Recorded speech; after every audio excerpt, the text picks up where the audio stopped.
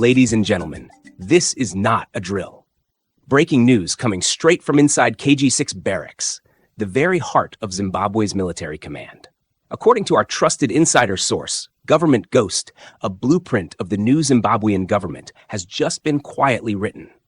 Yes!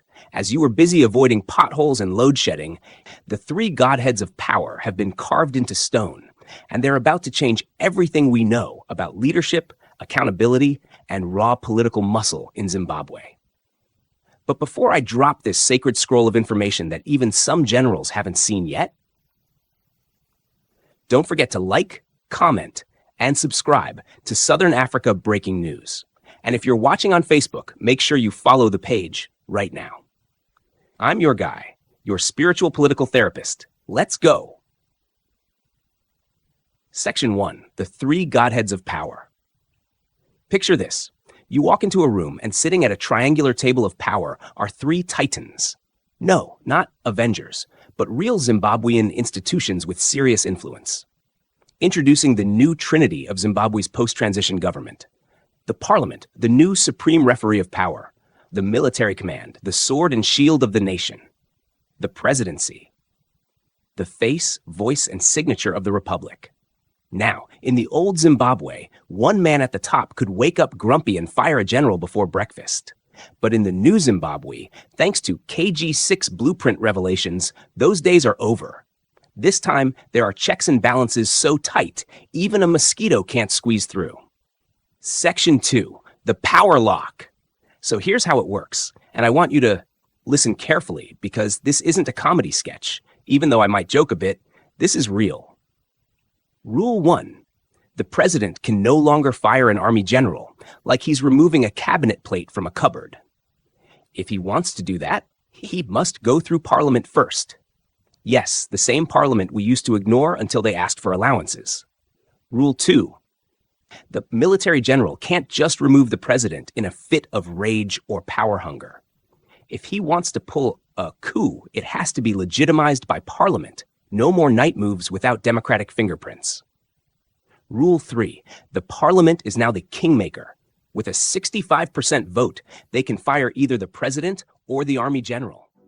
Welcome to the Deep Dive. Today, we're digging into something pretty significant coming out of Zimbabwe. Yeah, there's this newly revealed blueprint. Looks like a whole new plan for how the government might be structured. Exactly. And the source is fascinating leaked info, apparently from within the military command. KG6 barracks, Southern Africa Breaking News on YouTube broke the story. Right, and the core idea seems to be a shift away from, potentially one central power figure. Towards what they're calling three godheads of power. So the presidency, parliament, and the military command itself. Designed, it seems, with checks and balances built in. It's quite a setup. So that's what we're going to unpack today, what this framework actually means based on this leak. Okay, so let's start with those three pillars. The blueprint, apparently called Parliament, the new supreme referee of power. Supreme referee. That sounds, well, powerful. What does that actually translate to in terms of authority? Well, it suggests Parliament isn't just making laws. It's meant to be a real counterweight, with oversight over the other two. The presidency and the military. Exactly. The term godheads implies they're sort of co-equal, needing to work together, or at least consider each other. But KG6 barracks being the source, that's the Army headquarters, isn't it? What does that tell us? It tells us the military is central to conceiving this, which, raises questions. Is it genuine power sharing or just the military repositioning itself? A crucial question. Okay, pillar 2. The military command, sword and shield of the nation. We know their historical influence. How's their power defined here? It seems the blueprint acknowledges that importance, but also draws some clearer lines. Still the security force, yes, but actions like, say, leadership changes now seem to need approval from the others. It's not unilateral. Right. And the presidency, the face, voice, and signature of the republic sounds familiar, but what are the constraints? It keeps the executive role, the symbolism, but the power to act alone, especially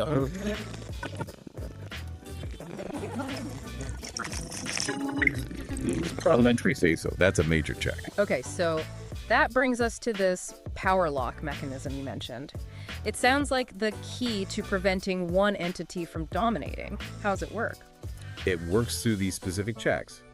Like we just said, The president wants to fire a general. Can't just do it. Needs parliament's okay. That alone is huge. What about the military intervening, like in a coup? Does this structure address that?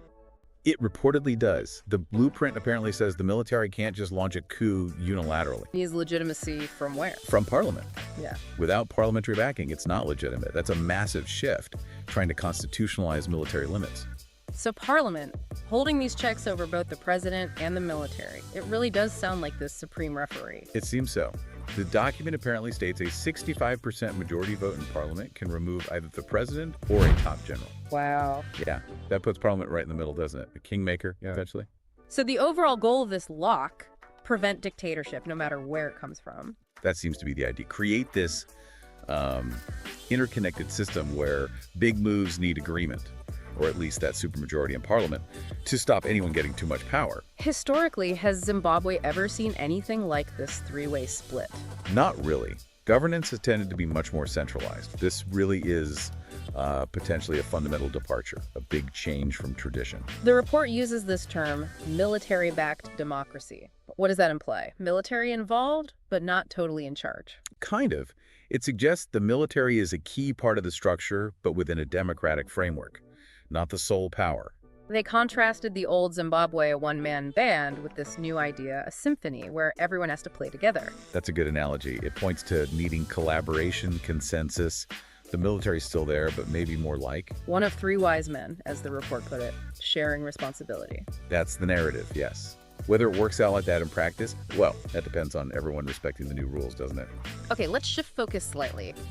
What does all this mean for the average person in Zimbabwe?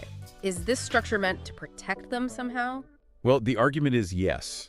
These checks and balances, they're theoretically there to safeguard citizens' rights, to stop abuses of power from any single source. So the hope is maybe more transparency, accountability, less fear, perhaps. That would be the ideal outcome, yeah.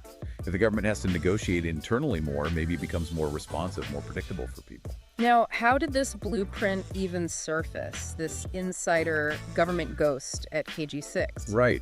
And apparently even some junior MPs didn't know about it.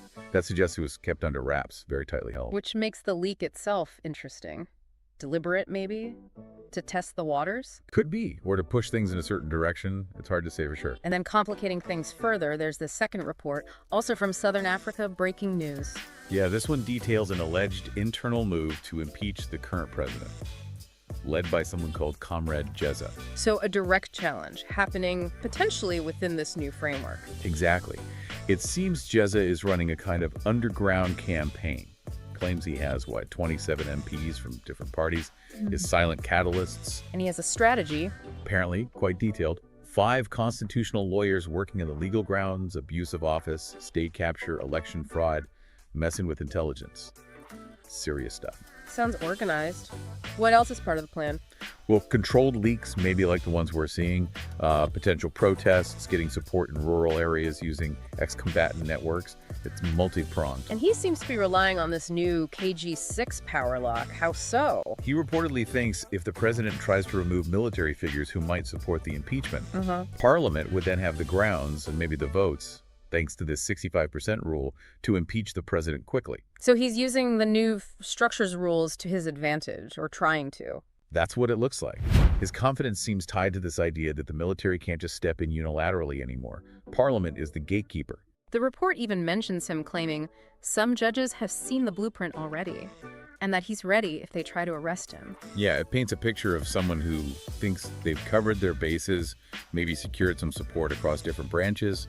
The judge part is, well, quite something. So the big question hanging over all this is, can Geza's movement actually pull this off within this new power-sharing landscape? Or will the system, new or old, shut it down? It's going to be a major test, isn't it? Does this framework allow for a constitutional challenge like this? Or will the old ways of power politics just find a new way to operate? Okay, so wrapping up this deep dive. It really seems like Zimbabwe might be at a crossroads.